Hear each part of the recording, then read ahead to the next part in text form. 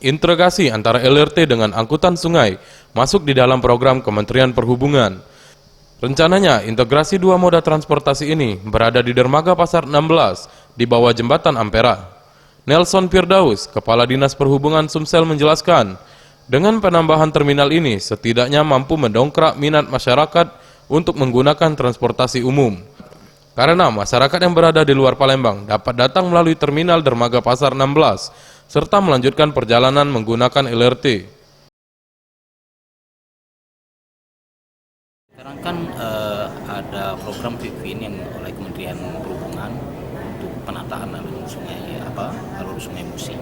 Di sana utamanya di dermaga 16 Ilir di bawah jembatan Ampera itu kan merupakan trayek lintasan angkutan sungai dari seluruh wilayah kabupaten kota. Nah, mereka berhenti di sana. Ini direncanakan akan ada skybridge yang menghubungkan LRT dengan dermaga 16 ini.